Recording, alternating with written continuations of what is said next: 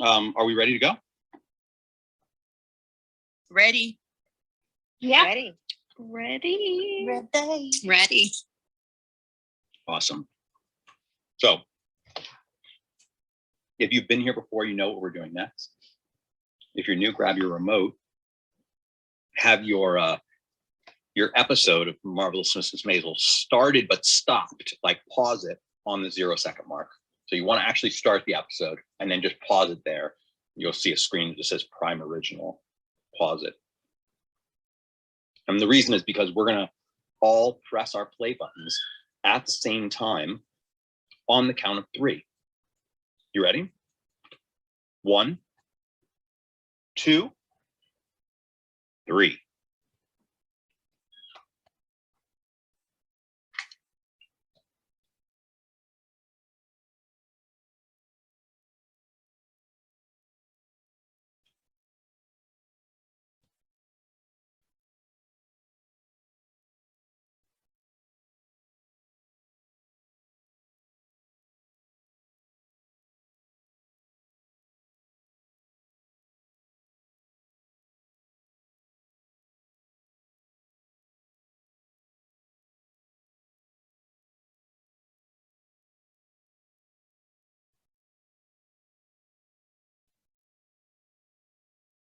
I already see some fabulous hats. The hats, people, the hats. Can I get a timestamp? Because for some reason it started me at episode 1. 53 seconds.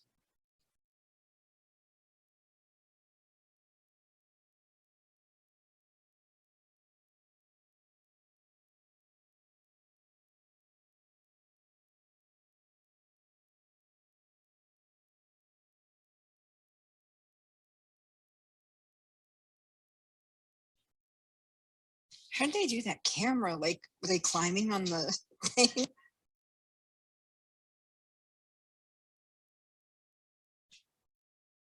There's an excellent blooper somewhere where Rachel Brosnahan definitely fell off the chair with this, with all this like spinning around.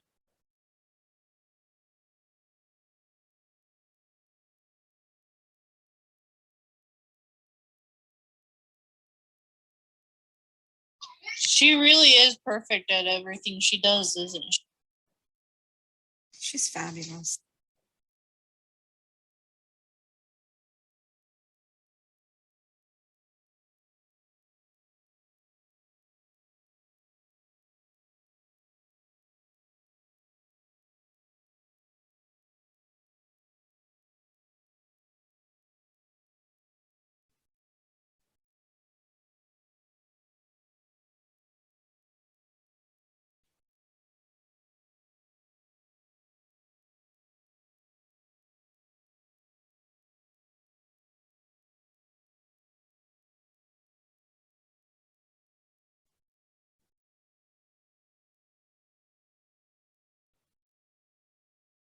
I wish that's all my job was when taking phone calls.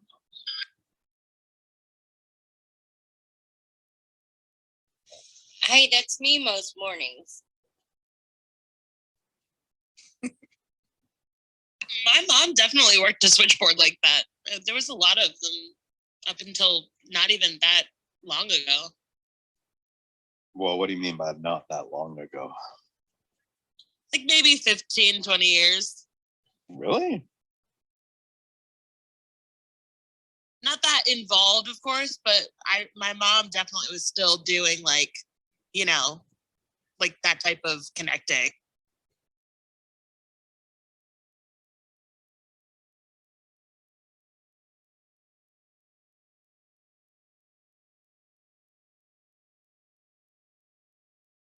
Okay, so not that long ago.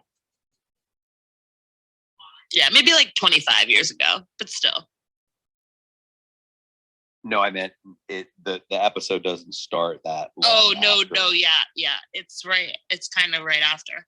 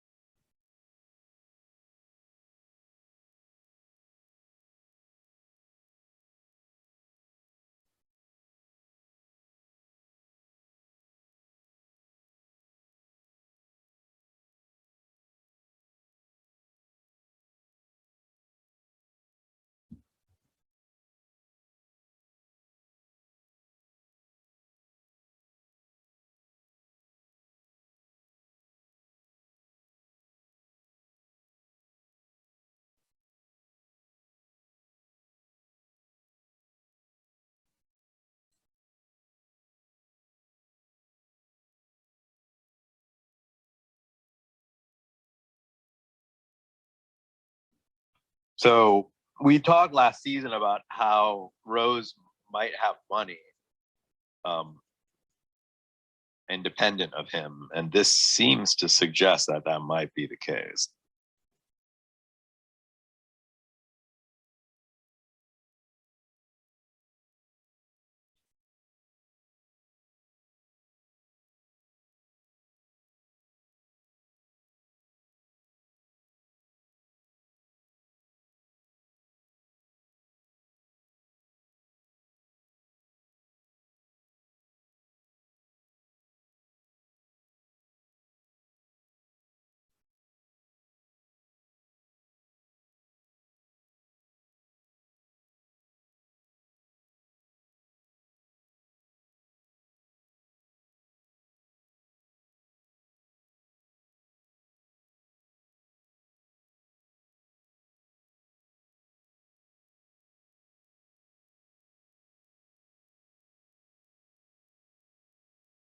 I love that he just called himself an idiot. Oh, that was a cool shot.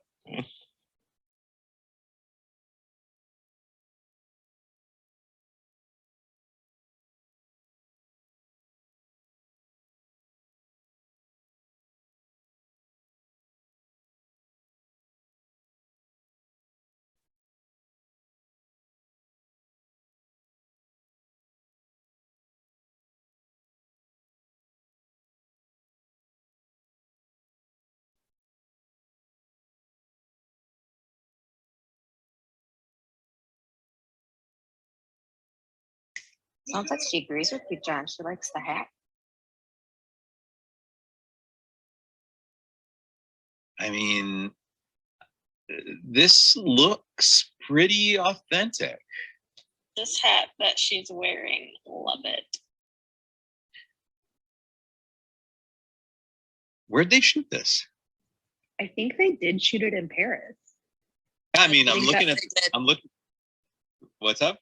Yeah, I believe they did. I believe they went to. Yeah, I mean, I'm looking at the street curbs I and was they're just real going to short. IMDb to look. The curbs are real low. That's not US. And it's actually dirty. So the other scenes when they're shoot in Paris, they're not that dirty. It looks actually real, yeah. They filmed in Paris. Wow, that's IMDb. awesome. Big That's budget. that is money. That is a budget. Yeah, that's what I was saying about their increased budget this season. They get to do some cool location shooting and then, yeah, just some new fun tricks. Ooh, I love that her gloves match her hat. On point.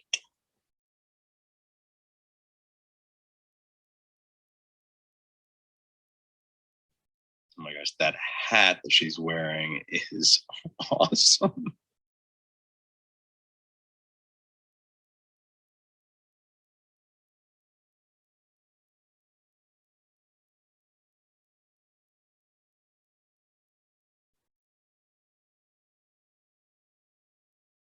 I mean, the colors of everything she's wearing, you know, the dress and the hat are kind of similar. And then the coat brings out the fuchsia in the hat and the like in the plaid. It's like insane. And the purse. I was gonna say even the purse. And everyone else in the scene is wearing browns and blues. So she just Right. like is the star of the scene. I mean, that's the kind of stuff that reminds me of a musical, you know, where it's just like the colors are so bright for her.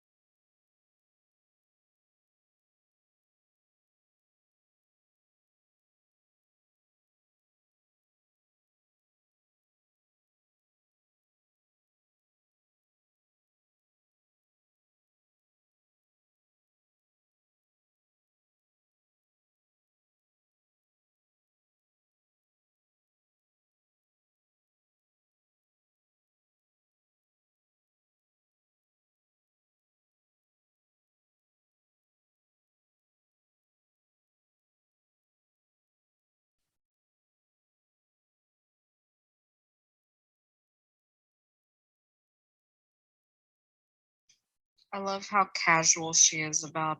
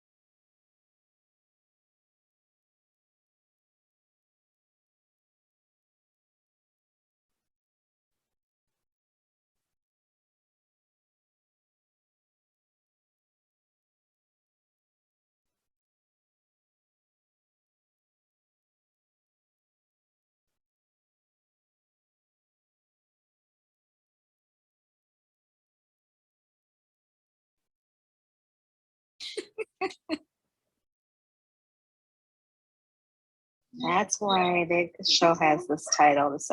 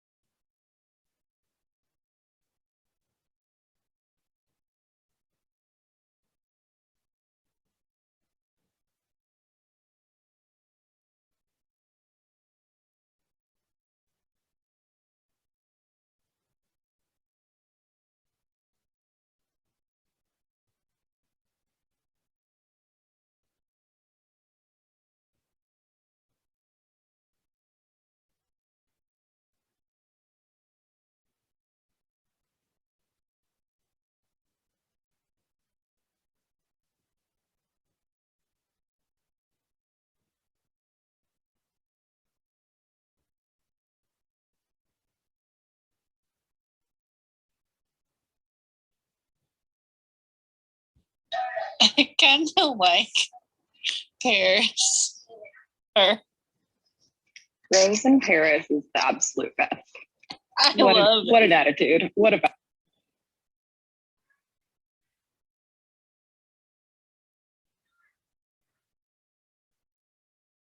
That's a great line. I've missed me.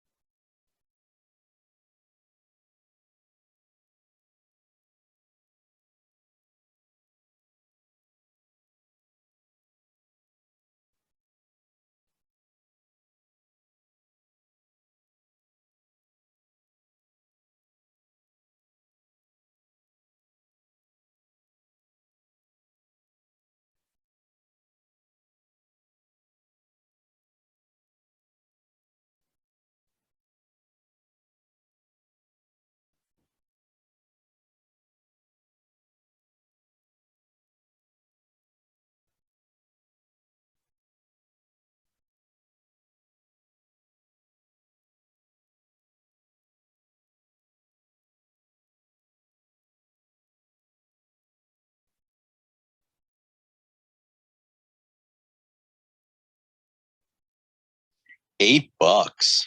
Man, they That was a lot of drinks for $8. I was gonna say late 50s. That's like that's a lot.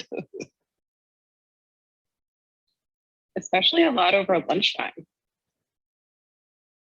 Today that wouldn't be a lot. Oh no, today that would be one drink. But in the late 50s, that would have definitely been a lot.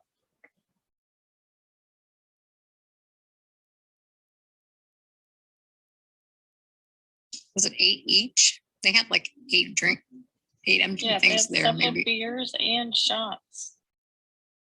Yeah, a lot.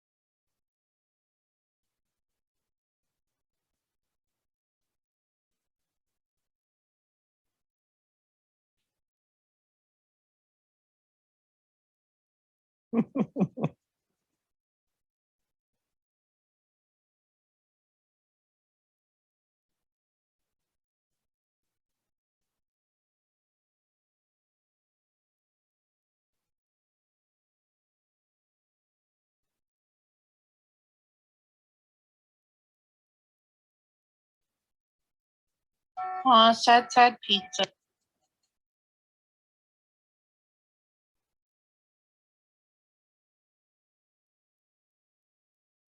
Who's that guy on the right? He looks like he's from something.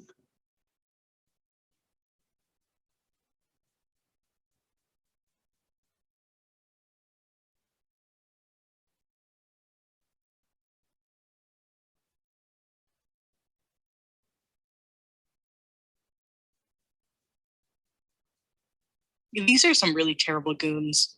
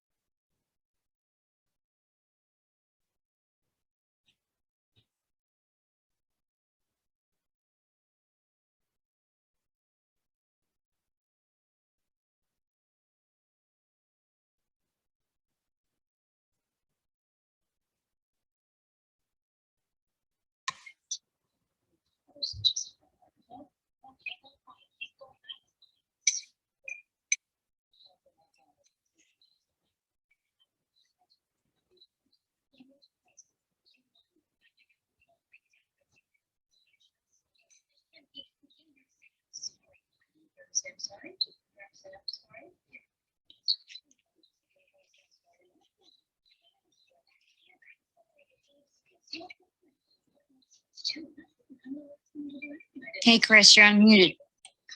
Oh, sorry.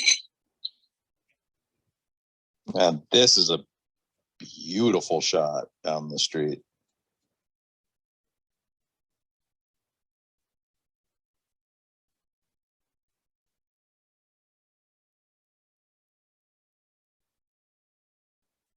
That poor baby.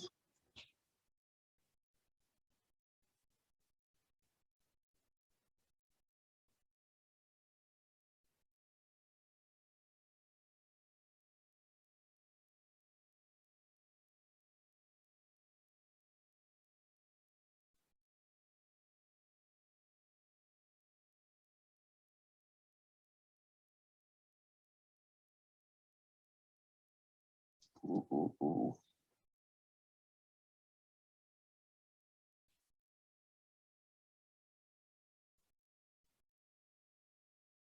Kind of saw that coming from the beginning of the conversation. Yeah, I did too.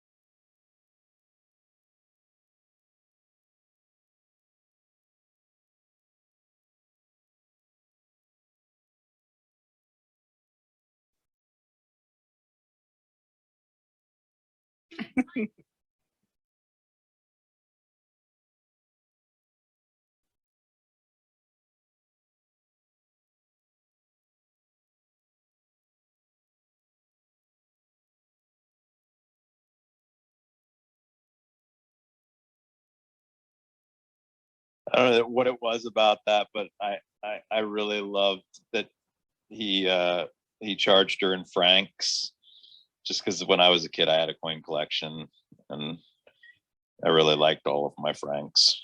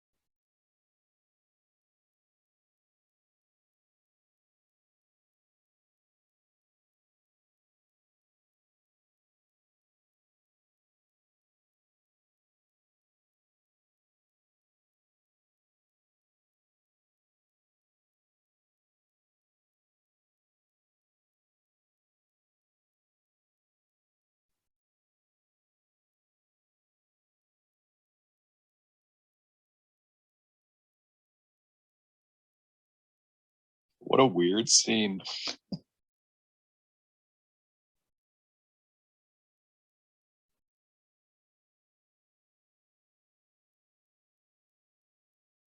I love it.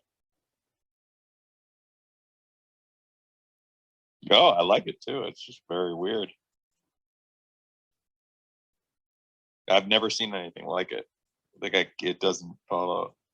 It's a really interesting, right?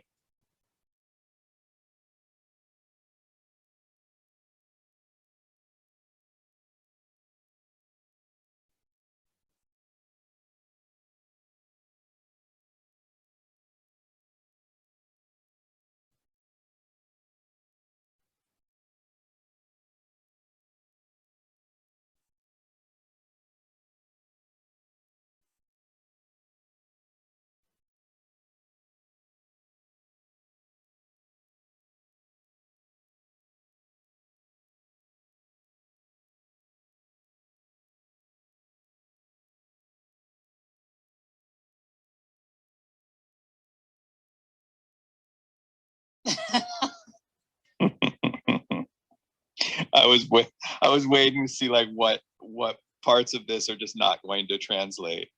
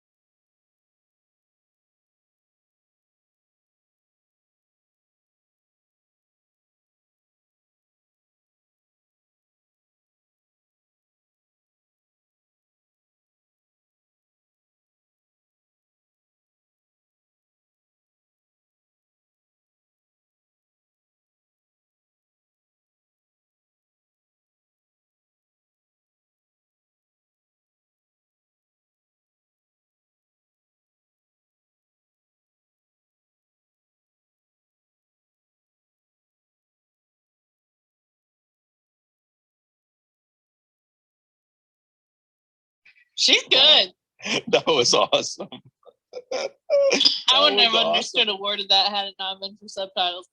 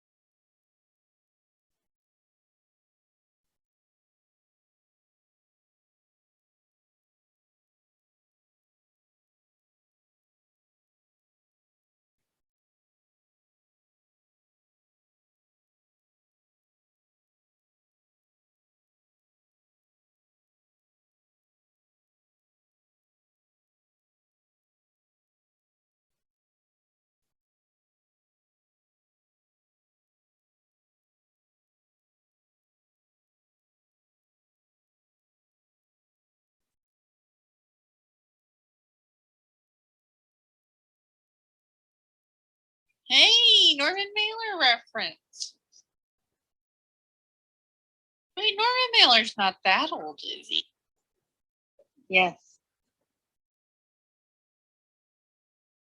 Well, I guess Gilmore was 15 years ago at this.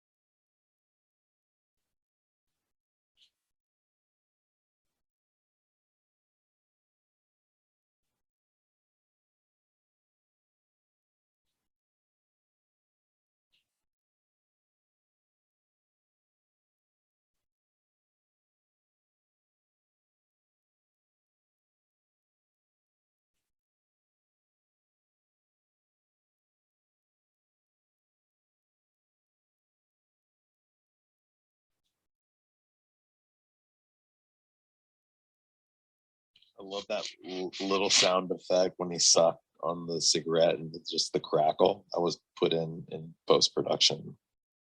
Really good. Little sound detail.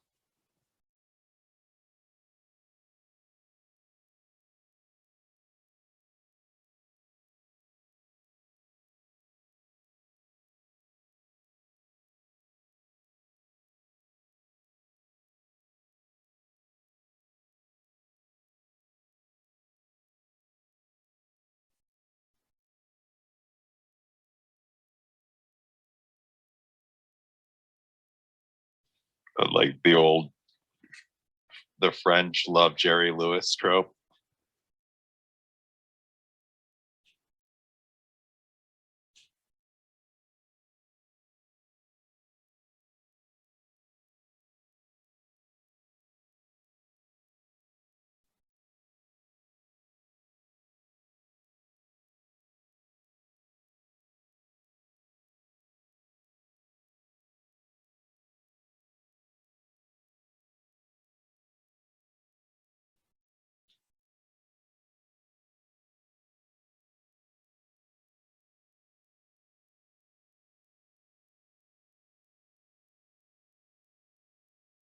Sylvia Plath.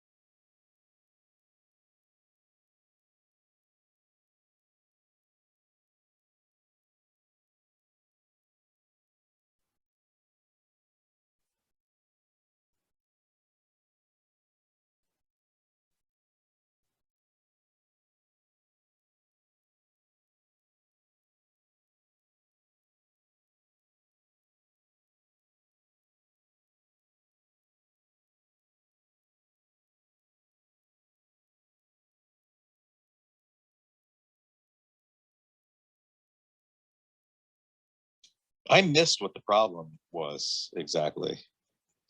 I was thinking the same thing. I don't think Yeah, they well- actually said, did they? They never really said what the problem is. Okay. Okay. Isn't it the dude who was like, you're gonna like rue the day for doing this? kind Yeah, of they thing? mentioned Harry Drake's name when they were trying to abduct her, No, and she- they threw she her meant- And they're his around. goon. Oh, okay. She was trying to find out if they were working for him, but they didn't confirm or did. Harry Drake is the manager, right? Yeah. So Sophie's manager. Yes. Yeah, I don't think And it the was goons- confirmed. I think they did. They were like very casual about it. I think she said like, "Do you know Harry Drake?" And they were like, "Yeah, maybe," or something like that. So I think it's implied. Yeah, but they also sort of said you're going to have to make this right or something like that, and which does suggest that it's something other than that, because there doesn't seem to be much you could make right.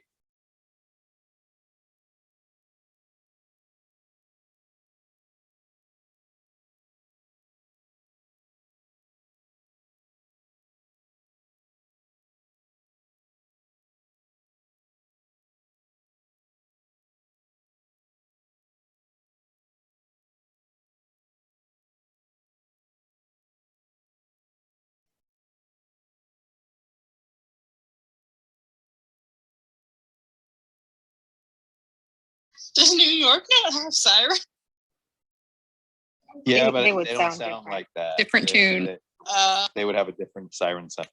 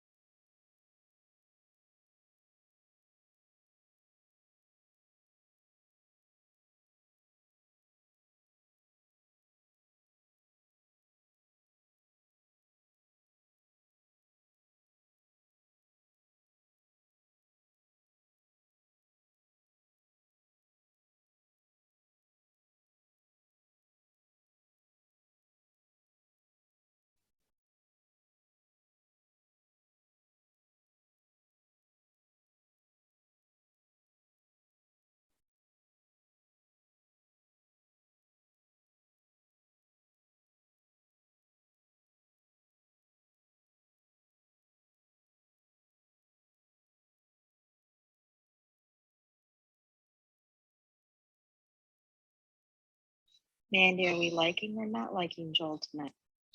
I was just thinking, Joel, don't make me not hate you. I am not liking this moment because I was content in my hatred.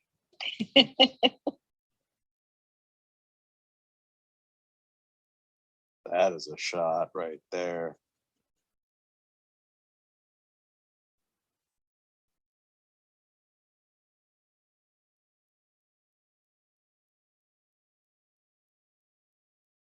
Oh, that shot. Woo! This is kind of an awesome song. That was such a good episode. Did it live up to your expectations?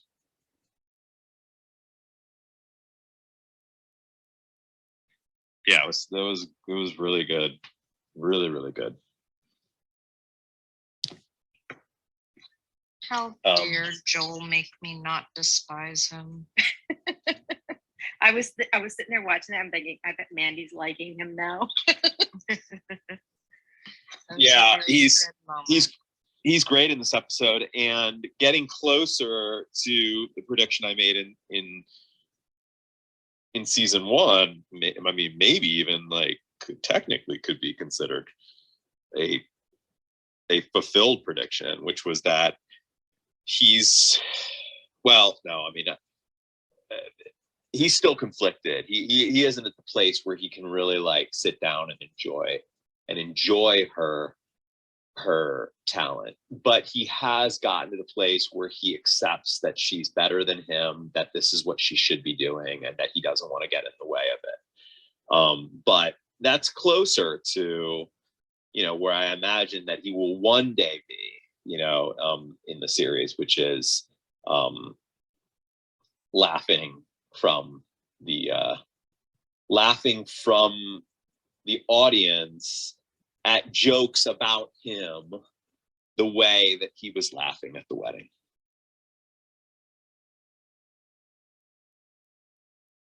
Yeah, I think he just feels like he'd have a hard time being married to somebody that everybody's going to be laughing at him when she talks. I get where he's coming from. Yeah, but I think he's going to get over that. I think he'll get over that before the end of the series. You think before the end of the series or the season? Before the end of the series. I don't know. I can only say by the end of the series. I don't know if that'll come this season or next or very end, but I feel pretty confident by the end of the series.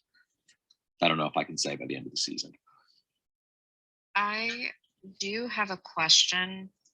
Okay, so at the end, when Midge was giving her little speech, she said, and I didn't want to ask this question while, right after she said it, I didn't want to interrupt the moment, but she said that she wants to be together until they die and for 6 to 8 months afterward.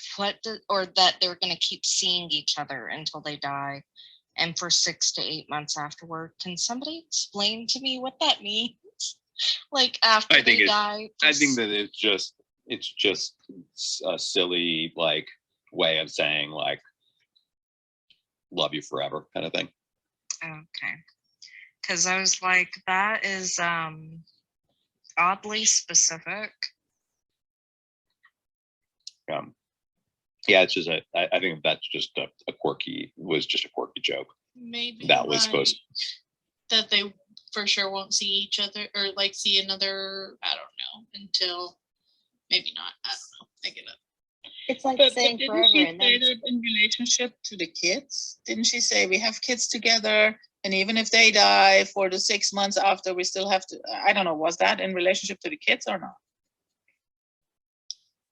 No, I think that it was. I think it was just a quirky joke that was meant to mean forever until we die. She was talking about the kids. She was talking about because we have kids, we'll continue to see each other, and then she says we'll see each other for years and until we die, and then 8 months afterwards. So I was confused by the 6 to 8 months afterward. I really think it was just a joke. It was just a quirky way of saying forever and ever, just in a more Midge Maisel sort of way. like infinity and beyond and forever. Exactly. And Exactly right.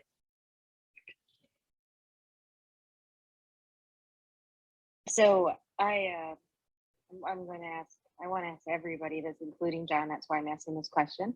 What did you guys think of Rose in Paris?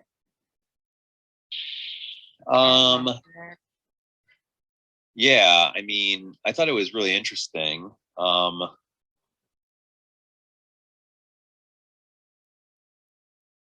wondering how much of it is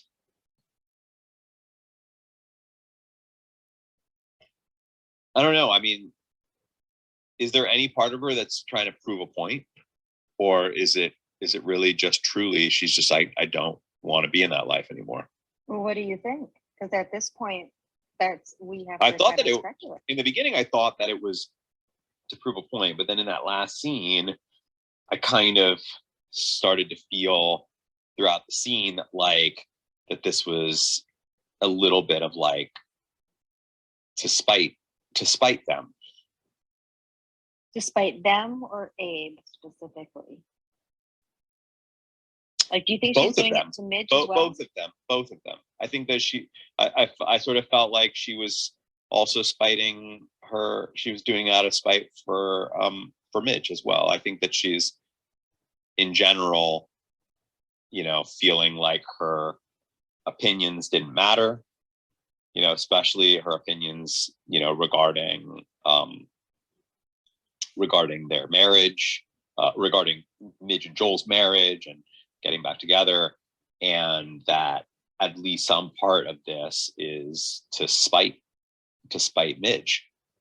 I don't know if it's like spite as much as maybe it's you know, like Midge kind of threw the rules out the window, and that I think was very unsettling for Rose, that like, wait a minute, you can't just let him go. And you know, because it's supposed to be you and him and you're supposed to stay together. And I think maybe Rose had a moment of, well, if the rules don't matter, I'm not happy either, and I'm just going to do my own thing. You know what I mean? Like, and there's sort of a, Yeah, but how much of that is Rose truly wanting to do her own thing, and how much of it is Rose being like, rules are changed, so fine, I'm going to do my own thing. Like, whereas if like presented with, you get everything the way that you wanted with the old rules in place, like, would Rose be like, oh yeah, I'll take that. That's what I want, actually. You know, I'm not totally sure. It's too early to know whether for me, it's too early to know whether like this Paris life is truly like what she's always dreamed of, and whether she really wants it, because there were just some clues in this that sort of felt that kind of told me that she's still angry about what happened. well, yeah, there. and she's very much disconnected from reality. You know, like she's clearly either on purpose or, you know, in a state, but like she's definitely disconnected from the things that are normal in her life, you know. And so and she's either acting or totally aware of how weird that is, you know. But that's, I think she's like in a almost like a trauma point of like, I gotta, you know, I'm out, and I gotta just not be in the life that I'm living. And she just kind of takes it to the extreme. So I don't know, like, I think, you know, maybe it's spite, maybe it's these things, but I don't even know if she's like almost completely in her right mind. You know what I mean? Well, like, and remember, Diana, she doesn't have her, in quotes, therapist, psychic to go talk to, because that woman also left her behind. Like, remember, she went in there, she was all upset that, and that's who she would have talked to when she was upset, and that woman's gone. So now it's like she was telling the psychic, the fortune teller, or whatever, that she was about Paris in one or two of those episodes, and how her mother had sent her to Paris and how she loved Paris. I mean, she's talked about it before. So it's not really surprising that she would go there. But yeah, I don't know if it's spite either, John. I just think she's feeling like she's going through a midlife crisis kind of thing or something. well, maybe the spite comes in like her total dismissal of them, you know, like that they're like, hello, what's going on? And she's like, what are you talking about? Like, I mean, maybe that is the spite, you know, maybe that is her pointedly being like, what do you mean? Like, everything's fine, you know, like the complete gaslighting them, you know, like maybe that's her way of being spiteful. But I can certainly see her, you know, for her own sake, just wanting to pick up and leave. You know, if all of the things that she counted on were kind of falling apart, I can totally see that. And so, but her disconnect from reality is either psychosis or she's being spiteful and gaslighting them. But what I will say, though, you know, the counter argument to her doing this out of spite is that it certainly seems like she was surprised by them arriving there, right? Sort of. If she had done it out of spite, like, there'd probably be a part of her that would want them coming there and chasing her down and being like, what are you doing? You know? And she does seem pretty, like, she's gotten a dog. She's, you know, like, she does seem to have like moved into this new thing, and doesn't seem to be thinking much about them when they arrive. And that would suggest that it isn't spite. Did you catch that was the apartment she lived in when she was a student? so she'd gone back there hoping to find a room, and the woman who ran the place when she was a student was still there, so she was happy to see her. And that was the room she lived in when she was in Paris when she was young. It's like she's reverting back to pre-marriage and college, university, whatever she was doing in Paris at the time. Because Yeah, she's it reliving feels- her old life. Yeah, it feels like to me that Rose was very lost. Like she was used to being needed a lot and she was no longer needed by these people. And so having kind of lost what was normal for her, she reverted back to that time. I mean, in some ways, it's kind of this romantic idea of, you know, going back to a previous time in your life, you know, in your 20s and moving back to this like tiny apartment in Paris. I think there was a, you know, a bit of like romance and nostalgia there. But I think it's much more because that was like, it reminded me when she said the comment to Midge in the restaurant, like that I've missed myself too, that she's trying to like go back and like reclaim a part of herself because she feels so the only lost where time she she's is ever right now. independent. Yeah, like Yeah. that was the only time she was probably ever independent. She went from her parents, school, whatever, and then to Abe if she was like Midge. And maybe Paris was the only time where she felt like she was truly herself, doing what she wanted to do. Yeah, that's a good one, Chrissy. That she's going back to. She's like refinding herself in a strange way there. Maybe. I think it's kind of weird in a way, but Abe really didn't pay attention to anything she said. So maybe she just thought, I'm just going to pack up. And they didn't notice for days. Yeah, I think, I mean, to John's point, like the way that she handles the situation and handles Abe and Midge, there are like definitely spiteful notes there. Like the fact that she left and she knew that Abe wasn't listening to her and didn't pay attention. And so she left a huge sign in the kitchen, knew he wouldn't see it, and told Zelda not to say anything until he asked. Like that was very passive aggressive, right? Like, but because she knew that he was going to discard the entire conversation. So there's definitely ways that she treats them in this whole journey that she's kind of on, definitely is layered with some spite. It's almost like she knew that he wouldn't ask, you know? Exactly. So that's why she gave the direction, don't tell him unless he asks. But Midge didn't notice either. And doesn't she still live with them? That's what I was thinking. I was wondering why, how she didn't know that her mom hadn't been there for a few.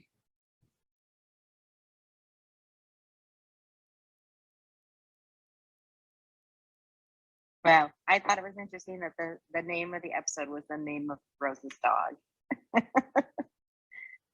So I forgot why that was named that way, Diana, when we were talking in the beginning. I love that they went to Paris, and I love that the show really went to Paris. I mean, that the production was in Paris. It was so cool. And they covered some ground. It wasn't just like one set in Paris. It wasn't like just the apartment and the street outside. It was, you know, the club. There was like different places on the street, like wherever she was making that call at the end. Like they went to a number of locations in Paris too. I'm not completely convinced that club was in Paris. Fair, yeah. I think that everything that was shot in an outdoor set, and maybe the inside of her apartment. Although, actually, I want to say that it was a long shot of her going from the street into the club, because they like follow her on her back through the door, like from the street through the door into the room, and then they do the shot like to go up to the balcony too, and it's all one long shot. So it might be an actual location, unless it was cut and I missed it, but I think it was a long. I'll have to take a look at it again, because I mean, every day that they're in Paris is really expensive. Yeah, it is. I think. I mean, maybe not. Maybe it's not that. You know, I mean, I don't know. It seems like it would be expensive to to do interior stuff there in Paris. Like I would think that you would just just have a really small crew, and they would just be shooting like the most like necessary shots to create the illusion of Paris. So, Beautiful, very, very beautiful scenes in this one. the hat. I love how in the before we watched the show, you guys were talking about hats and John's talking about hats, and then as soon as they arrive in Paris, she starts talking about hats. So it's kind of fun. Oh my gosh, the hats were amazing. I'm going to use this as an opportunity to plug my hats project. For those of you who don't know, there's a hat memento project that I've been working on, and you can get a hat in our Discord channel with our new member Discord grants, and we're on hat number 3, which has not been dropped because we haven't sold it out yet. Yeah, I'd really like for that to happen.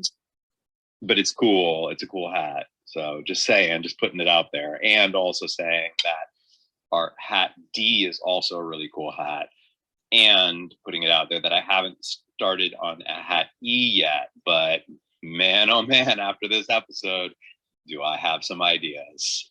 I just wanted to say I looked at IMDb and it lists Madame Arthur Cabaret. It's a dinner theater in Paris. Looks exactly like where they were. Well, there it is.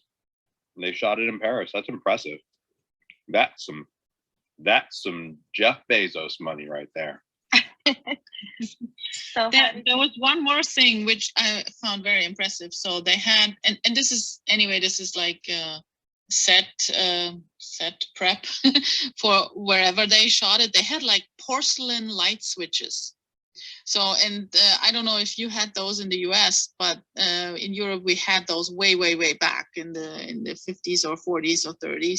So, and I saw some of them in that apartment. So at least they made sure that it's accurate to the time wherever they shot it. So I think that The was a real porcelain light switches would have been those buttons, you mean? Were yes, so it's a rotary switch. So. And they just look different. They look a little bit like Portland, so not like matte, more shiny. I thought they used like a real building, one of those real apartment buildings with those interior courtyards and everything. Because it looked like if that was a set, that was a really big set. Because you could see into one of those lower apartments, like the big glass wall and everything. Yeah, that was location. That was Paris for sure. And they had cobblestone, so true old cobblestone on the bottom. So. What'd you think that all you guys? What'd you guys think about the fact that there wasn't much Midge and Susie together? I mean, that was different for us. I loved Only it. a very small part together. You loved it? I loved the Susie storyline. Yeah, I absolutely loved her with the mob guys. The goons. Yeah, I liked seeing her like on the street, like where I would kind of picture where she would be from. We're just seeing her like in her little apartment and in the club, but this is kind of like her backstory a little bit and seeing like how she got her grit. Diana, tell us about Rockaway.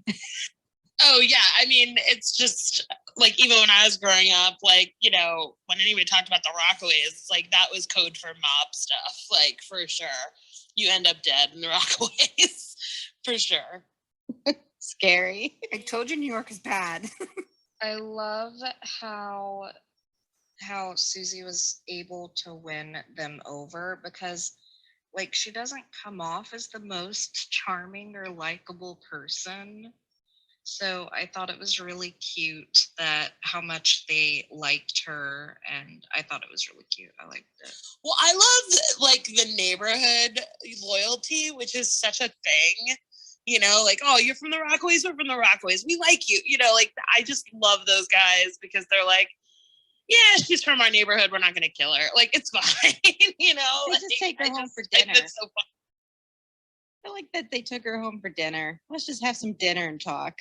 And she But gets a we- doggy bag at the end. Like that's it's awesome. It's amazing. That entire storyline. But we don't know totally what I mean, I don't really feel like we got a good answer on what it was specifically that they were taking her for. And in the end, they you know, they were like, you know, unless, you know, this is going to need to be handled, you know, or you're going to need to handle this because it's not going to go away. Well, that And kind of made me think that there's going to be more to it in the future. Like, I feel like it'll resurface and maybe they'll explain more of that. Do they want him to, or want her to do something to Midge? Like, are they like leaving that up to her to figure out or to resolve that issue? Like, maybe, I don't know. I mean, you know, I didn't really get a sense that I didn't really get a definitive sense that it was because of that whole thing with that other manager. I also didn't really get a sense that other manager was some sort of connected mafia guy.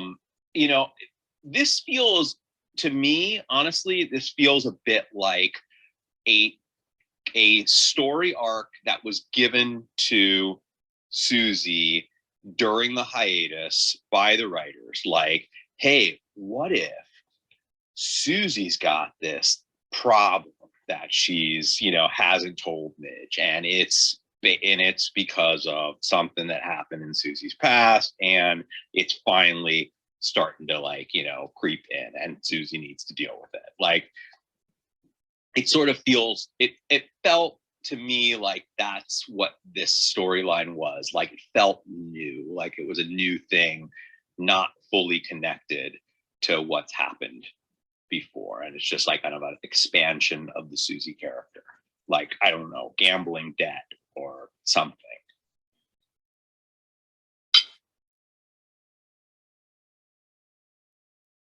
Does anyone else want to know what ASP had with Norman Mailer and also the pennies in her life? I just wish that we could find out what is its significance for her. Well, Norman Mailer was a very famous person for a good 60 years before Amy Sherman Palladino made any of her shows. I mean, he was an American post-war writer, and he wrote a lot of books. I don't know how many it was. I want to say it was like 5, 6, 7, 8 books or something like that. But he wrote like a book every decade, and he was a screenwriter, and he did some acting. He did a lot of stuff. So he was like a really big guy in his day, especially for people who were interested in those kinds of things. So and maybe because Amy is a writer and she's from the East Coast, it sounds like, maybe he just had an impact on her life in some way. I mean, I was telling Charlie in the back channel that he was born in the 1920s and he died like in 2007. So he was around a long time, and he's referenced in a lot of stuff. I mean, this is the third reference this week in things I've watched that I've heard of him, and none of it was Gilmore Girls. It would be like if in like the 30s or the 40s of this century, the one that we're in, if somebody cast Charlie Kaufman in something, right? Like, kind of like, oh, Charlie Kaufman, such a cool screenwriter from like the turn of the century. Yeah, it's like he really took off after the war, after World War II. So he, at the time that this is taking place, he would have been really a big name at that time, kind of thing. Yeah, but I was sort of taking what Tiffany was saying, like what is it that ASP why is she so drawn to him? Like, she's referenced him multiple times, and I think the answer is sort of what you're saying, Chris, which is, you know, he's sort of historically somebody cool to a writer like her. And that's why I was saying, like, it kind of would be like if, like, you know, a future writer were to like look at our era and see like who were like the really awesome, interesting screenwriters of our era, and like Charlie Kaufman might be like a really interesting one that somebody would want to like reference or cast in their show or something like that. Okay, I get what you're saying. Yeah, because and he was like a writer on multiple levels because he did plays and books too. He did a lot of stuff in his career. It is kind of interesting how often his name has been coming up recently in things that I've been watching, and anytime I'm watching it with you guys, everybody goes, "There's a Gilmore Girls reference." It's kind of funny because it's like, I don't know. Norman Mailer, something about him. What if the two goons were sent by Sophie? Is Sophie? What was that her name? That was her name, right? Oh, Sophie? that's what I was speculating earlier. I sent that to Chris as a joke. Like, she seems what if like the type that Sophie Lennon would. is up to this. Like, she has connections. She seems she's like the made type who papers would. before. Absolutely. Yeah, it Yeah. could track. I said that as a joke, but the more that we're talking about this, John, I think the more I believe it. She did. She sent that to me in a back channel while you were talking about something earlier. And I said, jump in with the speculation, Regina. And then you just bring it up. That's why I was laughing. You too, same brainwave right now. See, he gets it. I mean, it feels like it. I mean, she seems like she's got money. She probably has some influence and access. It doesn't seem like something a manager would do. I don't know. That guy just didn't seem like the type of person who would have connections to mafia folks that can disappear you, and multiple, right? Like they were like, oh, if it's not us, it'll be Eddie or whoever, it's like really a manager has got that much influence. It just seemed a little weird. But Sophie, I could get it. I mean, she's got that big house, she's got a lot of money. I could see it. And she seemed to have a lot of connections when she was telling Midge, she seemed to be somebody who might, yeah. Diana, no comment. Sorry, I'm washing dishes as I'm listening. I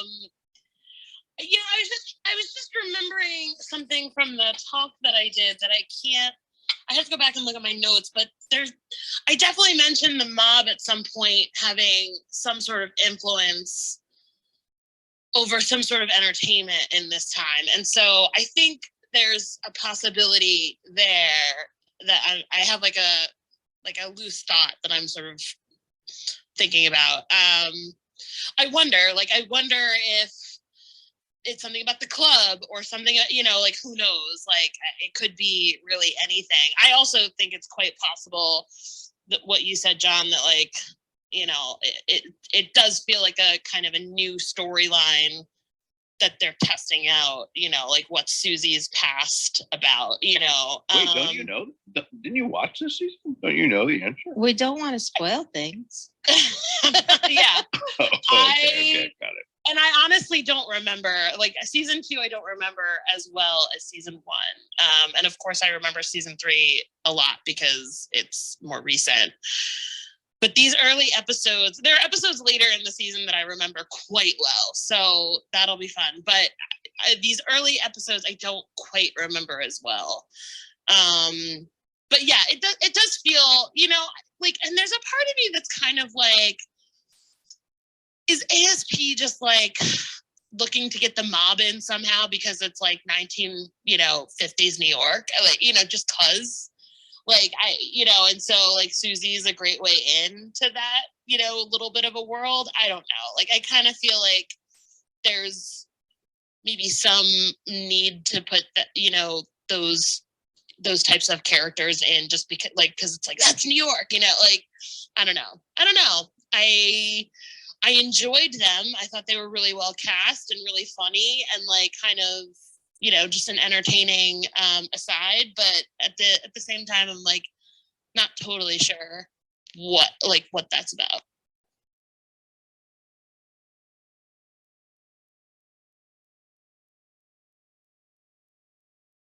It's like you want us to spoil you, John. Oh, I just not thought do that. it. I just thought I thought that you suddenly just thought you just didn't know, but it sounds like you kind of don't know. No, I kind of don't know, and I'm sure my memory will be refreshed as it's happening. But yeah, this episode feels a tad out of place for me. and I can't really put my finger on totally why. You know, like I think like the stand-up, the way it comes in is like particularly bothersome because it's just so unrealistic that would happen. Because she's not like it's almost like Midge as we first see her, where it's like she's not trying to do stand-up. She's not, you know, she just kind of falls into the situation. Where the last episode, you know, at the season finale, we saw her very much take a step towards, this is going to be my career and this is how I'm going to do it. And this is how, you know, and so the next thing we see is that she's sort of stumbling onto a microphone. And I'm not really like those are my least favorite scenes, I think, because it feels just too like perfect or something. I mean, it was a bit, I thought it was a very fun scene, but it was very written. I mean, it felt the most like, it was the moment in the episode where I most heard the writer speaking rather than the characters. And also like Ugly American Party of One, which is definitely a Gilmore Girls line that I'm just quoting, but like she stands up and tries to fix the dress and then is so fascinated verbally that they're men, you know, oh my goodness, Paris is such a wild place, you know, like there are men dressing up as women. And like I get that that's shocking for her, but I don't know if someone would say it out loud on stage like that. You know what I mean? Like I feel like the scene would have been much more real if she experienced it from her seat and or got sucked in somehow, and then later ended up somewhere else where she did a stand-up routine about it. You know what I mean? Yeah. Totally agree with that. It didn't feel as organic as when she first. It was so not organic at all. I think in general, there are moments where the Midge character feels like just suddenly you have sort of the perspective. You're suddenly the Midge character is imbued with like the perspective and the confidence of Amy, you know, and that is a perfect example of a moment that really felt like that. Because it's true. She's out of her element. She's a foreigner. She's a visitor. She, you know, and to have that much confidence, it's definitely entertaining. It's cool. It's an interesting moment, but it doesn't feel particularly honest. It doesn't feel totally like real, like that would really happen. It feels more like, but again, that goes into the discussion of like how real does a story need to be, right? Like, you know, we go to stories because they're bigger than life, you know, they're more like a dream than like reality. And so I can accept it. Mostly I can accept it because it's such a fun scene. I mean, it is a fun scene. The way just all of the like the two characters speaking over the top of one another, and you know, all of that is just it's hard to deny that it's not a fun moment to watch. But it's true, it doesn't feel particularly real. It doesn't feel, but it doesn't, like, this show can be over the top, and like and that's a stylistic thing of ASB, and you know, that's something that we come to expect from her. But I felt like this scene was like, even for her, it was a little out there. You know what I mean? It just like, even in the realm of this kind of over the top show where, you know, a little bit of the impossible would happen, it just seemed a little too, like a step too far, you know, like I would much rather see her later recount the experience in front of a live audience, you know, and like, even with the interpreter, like that was all fine. But again, like, the speaking over one another thing, like, it's such a musical tactic. It's like, you know, it's also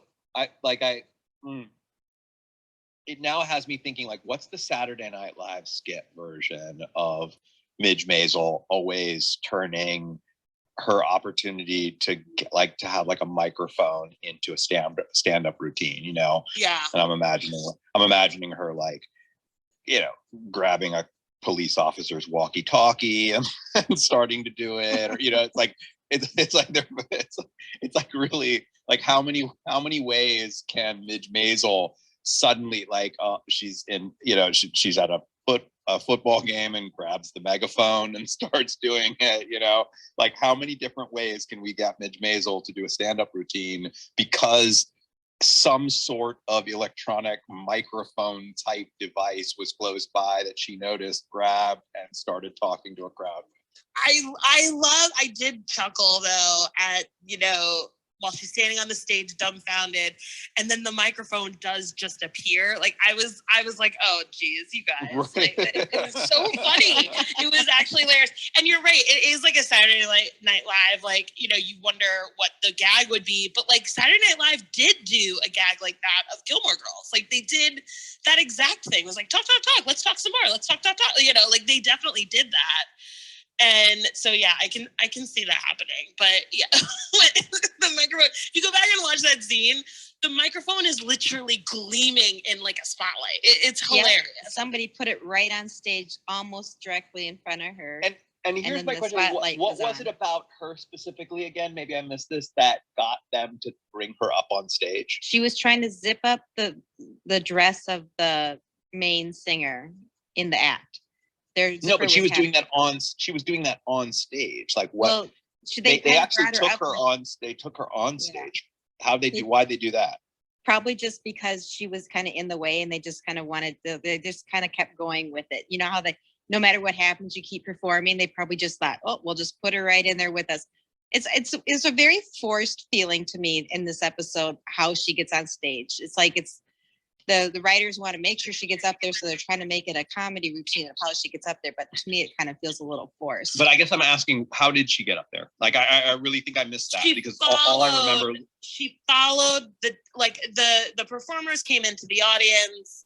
And she was trying to zip up the dress. Yeah, and the main performer, he turned around and she saw the dress, and so she, being a good lady and a good sister, was like, "Oh, I should go help her with her dress," you know, like that type of thing.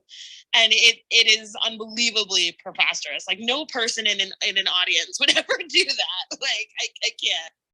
Yeah, she was like chasing them and like grabbing at the dress, and so but couldn't get the zipper up.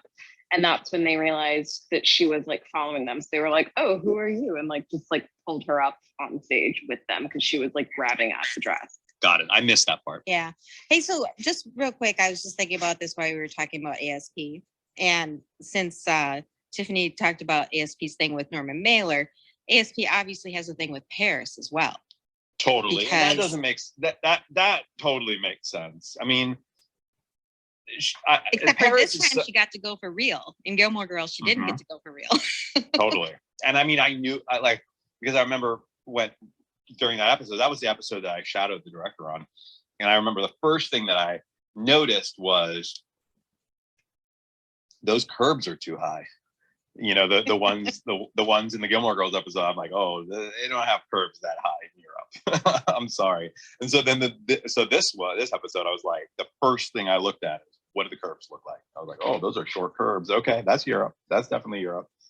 I mean, you know, Paris is like, it's the city of fashion. It's the city of love. You know, it's the, yeah. You know, there's this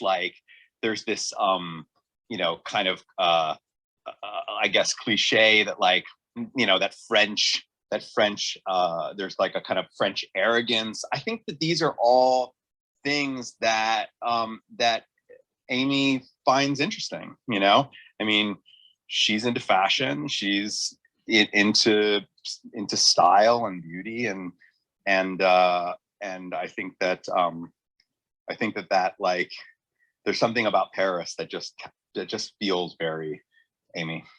It feels like the type of place you would love to go to, and I'm sure has been many times. I agree with that, but I also think she's always kind of making fun of Paris too. Like, you know, Midge like makes the occupation joke, you know, which I'm like, too soon, Midge. Like a little too. Like, would that have been funny to them? Like, I don't know. Right? Yeah, that's true. Those that like occupation.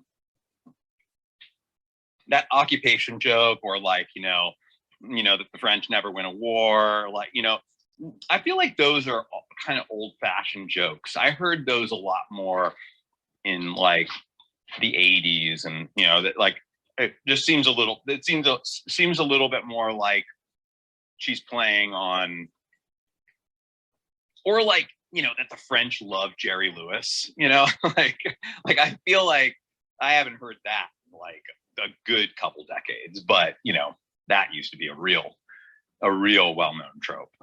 Then everybody They likes do, they do. Full House used that joke at some point. Yeah. Yeah, and I mean, you know, I think that like partly it's the fact that Amy is, you know, she's a writer that has crossed through those eras of television writing and joke writing, and but also she's writing a period piece. So those jokes, I don't know if the Jerry Lewis joke would have been a joke back then. I'm not sure. That might have been, I don't know if people would have really found that particularly funny back then. Like I feel like that's sort of a ridiculous thing to think about in the 80s. Like, wow, Jerry Lewis. Because back then, I think Jerry Lewis was considered to be pretty amazing and pretty funny. And you'd be thinking, yeah, why wouldn't the French love Jerry Lewis? Like, he's awesome. He's hilarious. But whereas by the 80s and 90s, you're like, Jerry Lewis, like they still love Jerry Lewis over there, you know, like that's sort of what the Jerry Lewis joke was. Yeah. So I don't know if it's so much of a joke in this particular era. Well, I just don't think the French would have found Midge funny. Like I really don't think they would have found her quite as charming. And it bothers me that they're, you know, like the woman who, you know, plays the American who translates is phenomenal. Like she's so much fun to watch. And her delivery is great. So that, you know, they're laughing at that too. But like I feel like they'd be laughing at Midge and not with her. And that is, I just feel like the French are just so much more like their sense of humor is just different. And I don't feel like they would have gotten her humor. I mean, her humor is so American and so New York and like very like elite East Coast, you know what I mean? Like I just don't, I feel like the French would have found her. It's snarky humor, and I don't know if that actually is even considered funny. I don't think it would have translated either. Like that's my thing too. Yeah. I mean, the whole idea that the French love Jerry Lewis comes from something, because Jerry Lewis is a physical comedian. And that is a very popular form of comedy. It certainly was then in France. I mean, she's nothing like Jerry Lewis, you know, like in terms of a comedian.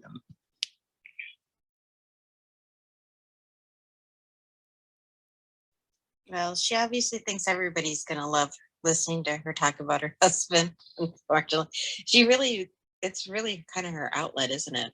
Whenever she's feeling down or upset about something. And it's her mom kind of, I think, set her off this time about when she told her she had to stay with her dad. And she's like, pointed out that she didn't stay with Joel. I think we should talk about that. That's such a good moment, because I honestly had like, okay, like kind of moment. Like, and it's not that, and you know what? It's not the same situation. It's not, but I think what's important to know and to keep in mind is that to Midge's mother, it is the same situation. To her, it's similar.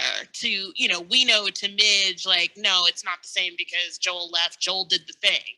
But like to her mother, it's like, see, my situation, your situation are the same. And like, I mean, there's definitely an element of like Abe kind of emotionally left his wife in a way, you know, so you can kind of see how it would be slightly similar.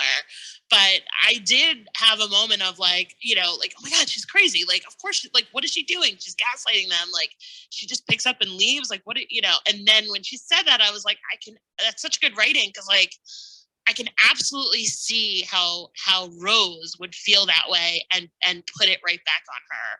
And it makes complete and total sense for the character. Yeah. It's just makes you wonder. I don't know. I can't say what I wanted to say next. I would spoil something. So never mind. Well, I'm eager to see what's going to happen next. I thought this was a really strong opening to the season. I think that there's a lot of questions that I have. They certainly started with a production bang going to Paris. So yeah. Oh, can I ask you I'm excited. guys all one more thing? Sorry. What did you think about the coming back around to the end of the first season and you got to see what happened when she left the stage? I actually didn't like that part. That was my least favorite part of the episode, personally. Yeah, you didn't. You didn't like seeing like how I didn't she need found to out see that it. Joel was there. I didn't need to see it. I didn't really need to see it. I mean, I don't know if that scene at the phone would have played quite as well as it did without it, I guess. But I don't know why. I was in Paris. I just didn't really want to do a flashback. In general, I'm not a huge fan of flashbacks.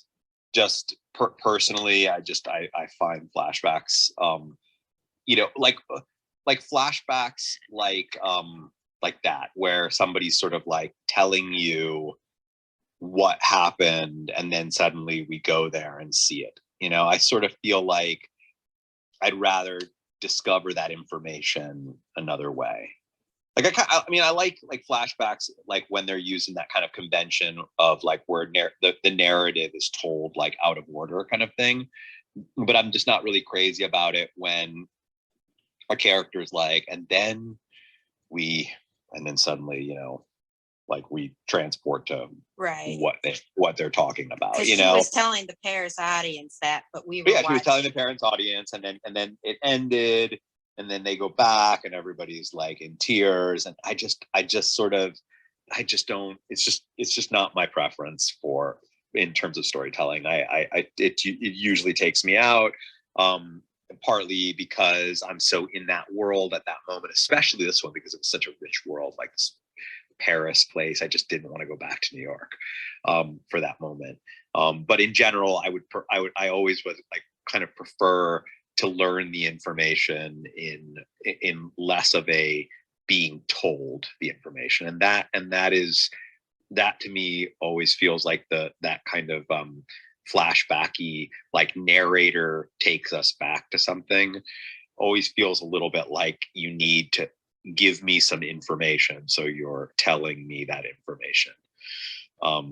So least favorite part of the episode for me. I didn't like it either, and I definitely didn't need Lenny Bruce's set. Like I was just like sort of like, why are we getting this? It's such a waste of his character in a way for that scene. And I just was like, like I think we could have been told what happened, and because it is such a triumphant moment for her to really win that audience and really come out as Mrs. Maisel, while Joel walks away and beats up the guy and like understands like that she's good and leave it at that. And then whatever happens after that, fine. But I agree, like I didn't need to see that she learned anything after that. I needed her to go home feeling great about herself. You know what I mean? Like, and just being like, that was a win. Yeah. Well, I mean, I see that. I don't have a problem that scene took place or that moment took place. I just have more of a problem with the fact that I didn't discover it. I didn't learn it through my own discovery and through information that's being given to me through I just have an issue with just it being basically just dropped in my lap like this. But by the way, we need you to know that this happened, and we need you to see it in order for you to have the information that you need. That's just... Would you have rather that they did that at the end of last season, and instead of ending on her saying thank you, good night, they ended on her going off stage, finding out Joel was there, and then showing up at the doorstep? No, I really liked the way that it ended last season. I thought that was really exciting. I think that Would you have rather they picked it up right there at the beginning of this season and then gone through that sequence instead of her telling the story in Paris? yeah, I actually think that would have probably been way better. That I would have been way more into. Yes, for sure. That's definitely would have been my preference. Would be, we're gonna pick up right where we left off, and she goes there and discovers that information, or has that moment with him. Yeah, for sure. Instead of being the department store opening. What about you, Diana? Would you then have not would you have a different opinion about having Lenny Bruce to go up there and her discovering that stuff if it had been the opening of the show? I don't know. I think I'd have to think about that. I don't know. I don't know. Like I just felt like that whole section was kind of like almost boring. I just didn't need it. Well, at definitely all. the stuff inside the club. But I thought that the scene between her and Joel when she gets there to his place, and I that moment I thought was an important moment to know. I just don't like how I was given the information. But it was an interesting moment, and but the stuff right after she gets off the stage, and you're right, like Lenny's set, it was also like, I mean, if you think about it, it's like, oh, that's a flashback because she's currently telling an entire audience in a French cabaret what's going on here. Then you're like, wait a second, did she tell them Lenny Bruce's performance set? Because exactly. We're watching his full set in this flashback, Yeah, when you put it that way, it really doesn't make sense. And it would have made more sense if they opened it that way and he was doing his set in the background of the opening of her finding out that he was there, and then Susie telling her what happened between them, and then her going off to find him. And yeah, because I didn't even think about that. That like, how come we know so much about what Lenny Bruce was doing if she was telling the audience about her personal experience? Right. Yeah, it feels like too long. Maybe that's what it is. It's too long of a flashback. It's not her like having a moment of like remembering something, and like we see that, which probably would have been okay. It's like we get like a full like scene and a half. It's like I don't know. Yeah, I mean, and then I almost feel like it might have been like that there was a point at which it was actually considered, or maybe even shot, expecting it to be written in that order or be presented in that order. But then either the network or Amy or somebody was like, we should really start this episode off with just an absolute bang. And they're like, we should just do something so like choreographed and gorgeous and just mesmerizing.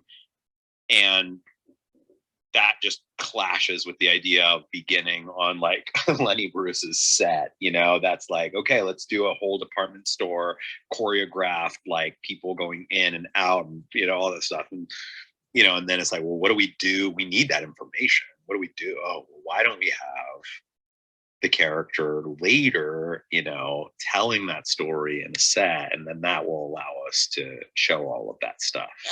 I know. Let's write her completely crashing a performance in a French club, and then she has a flashback. That'll work. Yeah, I don't know. I mean, that's obviously that's speculation, but I just, all I can really say is that is that her, like us seeing that whole thing in flashback seemed weird to me, and it was like not my preference for how I would have liked that information. It's like they wanted to start us off with let's remind them of what world she's in, right? And so we're gonna go back to the department store, the fancy clothes, the pretty colors, and all that stuff. Yeah, Yeah, I think I would have liked that scene as an opening as well. Even if it wasn't quite as bright and pretty, because it is a dark scene and she's wearing black and you know, it's all dark, but I think I would have liked it if they just picked it up where they left off. And then we got to see it that way as well. You know, it's like I hadn't thought too hard on it, but discussing it with you guys makes me really think, yeah, I think that would have been better. And then maybe she goes to the department store the next day and gets into the thing. That's what Remarcus is about. Ruining moments for you, I think. you thought that moment made sense. Nope, we're gonna Not ruin anymore. it for you. Geez, John, thanks. Regina, what were you gonna say? I saw you on mute there. Oh no, I said we're just making the moment better. Because this episode missed the mark for me. I really did not enjoy this episode as much as I thought it was going to be. And that could be because, like, you know, you anticipate something, you know, maybe there's that fair chance it's going to disappoint, and it disappointed, you know, but I just thought it was very odd. Why that set up to Paris? Why are we in Paris? I didn't want to be in Paris. Why are we flung into Paris? Why are we in Paris right now?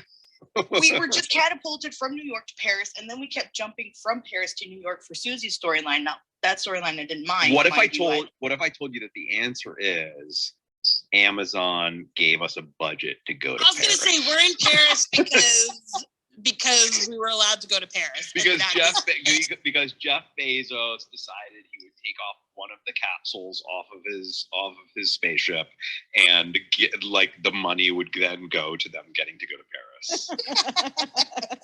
That's why his ship was a year late, right? Just kidding. But yeah, overall, I agree with everything that has been said. For me, this episode just really missed the mark. Not a strong opening, in my opinion. So I'm looking forward to see if the second episode redeems itself. You know, because a lot of what you guys pointed out, I think it made me realize, without really realizing it, that yeah, this is weird. So yeah, I'm definitely realizing it more the more that we're talking about it. Well, we've got an episode on Saturday for some redemption. And that will be at 9 a.m. on Saturday. We have tomorrow, we're at there. Tomorrow, you know, if you want to revisit this, if there were any moments that you missed, or you feel like maybe I need to give it another chance, we do have a 10 a.m. official slate viewing of this same episode. We always do our Tuesday night episodes again on Wednesday morning. A morning if you're on the West Coast, of course. If you're on the East Coast, that's afternoon for you. But 10 a.m. Pacific time, we have another viewing of this episode that Lee is going to be hosting. Then on Thursday, we are back. We are back to the Hellmouth. We are slaying vampires, doing backflips For the harvest. Around. We are back for the harvest, John. We are back. We are back That's for what the it's harvest. called. I don't know if we'll be back for our harvest, but we'll definitely be back for the Buffy harvest. The harvest. That's the name of the episode, guys. If you don't know what I'm talking about. Okay, right. So we'll be back for the harvest, and the episode titled "The Harvest." And that is on Thursday night at 6 p.m. Our premiere was really exciting. We had a pretty nice sized room, so hopefully we'll have something similar for Thursday. And then, and then we just keep on keeping on. I was wondering, John, if you had any predictions for backflips in Maisel and who would be doing that. Ooh, yeah, good question. Ooh, I'm imagining that there will be some. I'm going to predict a scene where Midge, suddenly somehow, like in the wings of some theater, and somehow is sort of pushed out on stage and looks around, and there are a bunch of contortionists that are like kind of doing backflips around her, and she's like, what is going on? But lo and behold, there's a microphone at the front of the stage, and she goes over to it and starts doing a comedy set. So I'm predicting that the contortionists are going to be doing the backflips in The Marvelous Mrs. Maisel. Fair enough. Oh, that's funny. Backflips in every Slate show at one point or another. Yeah, I That's sort of. We may have to make that a thing, that like a backflip has to happen. Like in order for it to qualify as a Slate show, there has to be at least one backflip. Was there one in Drag Race? Did they do cartwheels? No, and but you know what I backflips? think should be the metric actually is that you can see a backflip happening in that show, even if it doesn't happen. So, if I could take a bet on Drag Race having a backflip at some point, I would take that bet. You know what I mean? Right, Like, it right, seems right. likely. And for Maisel, I think that it's pretty easy to imagine her kind of somehow finding herself in the midst of a bunch of Yeah, contortionists. because she that are found doing herself backflips. in the midst of a bunch of drag queens that she didn't know were drag Right. queens. Like, I mean, it's just Midge. She's a little girl lost in a big world. She doesn't know. Right, Hey, and exactly. side note, Diana and John, when you guys were talking about how she would just like go anywhere for a microphone, she did it at a protest earlier in season 1. Oh my gosh, even that's get me true. started. Like protest. Like, I mean, but now I'm trying to think of like what are all of the different forms of microphones that could somehow wind up in her hand. It could be like she's like I said, maybe she's arrested and she's somehow in a cop car and she picks up their little like walkie-talkie thing that's in the car, like with the little like spiral wire, and she starts doing a comedy set to other cops in the area that are like listening on their radio CBs? receiver, Airplane. on their CBs. Oh yeah, she's on an airplane and she like suddenly finds herself next to the stewardess who's giving the flight explanation to passengers about safety and whatnot, and she takes it and starts doing a set.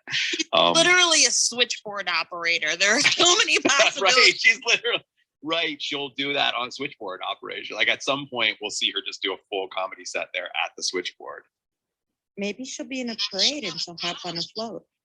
You never know. Yeah. All right, everyone. I'm out.